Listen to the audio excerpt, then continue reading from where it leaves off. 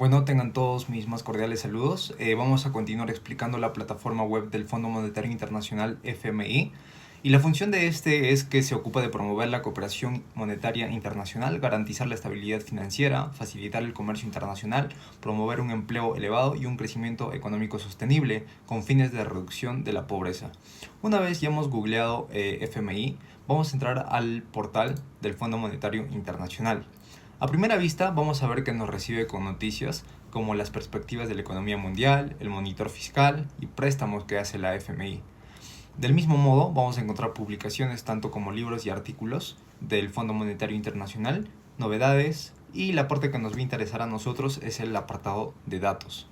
Bueno, en este apartado de datos nosotros nos vamos a centrar en el botón que dice más datos, le damos clic, esperamos que cargue y a primera vista vamos a ver que el idioma en que se maneja esta página está en inglés. Para fines del video lo vamos a cambiar a español y vamos a encontrar cierta información relevante, como vamos a ver uno que es moderno, que el Fondo Monetario Internacional se está preocupando por la preparación y el índice del uso de la inteligencia artificial por países. Del mismo modo, estamos viendo cómo el Fondo Monetario Internacional está haciendo conferencias y foros estadísticos de cómo la inteligencia artificial va a afectar a la economía mundial. Bueno, una vez dicho eso, volvemos a los datos y nos vamos a centrar en el portal de datos del Fondo Monetario Internacional. Le damos clic y esperemos que cargue.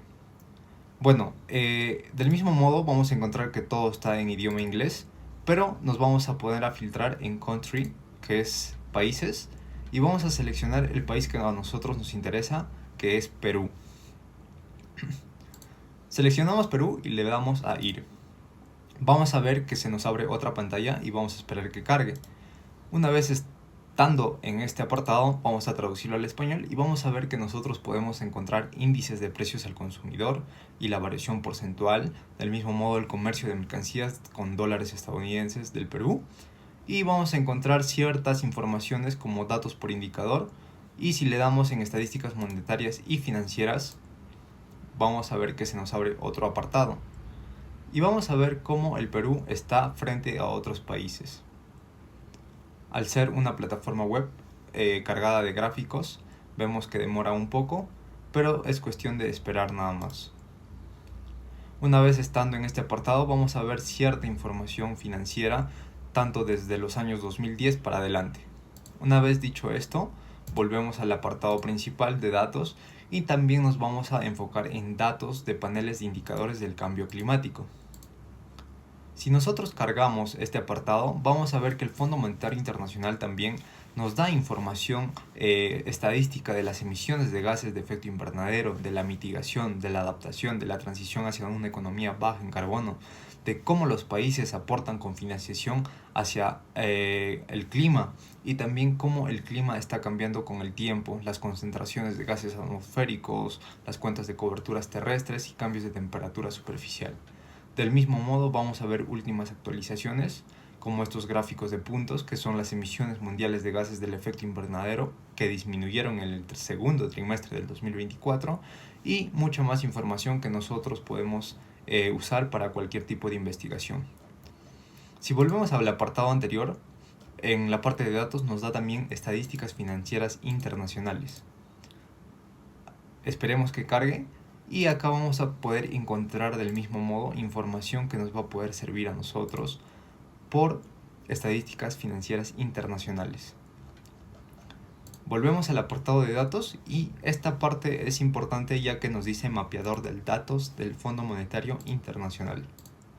En este apartado nosotros vamos a ver un gráfico que es un mapa y si lo traducimos al español nos dice que este mapa nos muestra el crecimiento del PBI real por países. Si nosotros nos enfocamos en el continente sudamericano y buscamos el país peruano, vemos que el país peruano tiene un 2.6 del crecimiento del PBI real. Esto es en el año 2025. Si bajamos un poco, también vamos a encontrar el cambio porcentual anual y vamos a poder encontrar cierta información estadística y datos de países, pudiéndolos descargar en archivo Excel. Asimismo, el cuadro vamos a poder descargarlo en imágenes. Si volvemos al apartado del Fondo Monetario Internacional y nos vamos a la sección de Countries, que son países, y le damos clic, vemos que acá nos dice busca por países. Si buscamos el país peruano,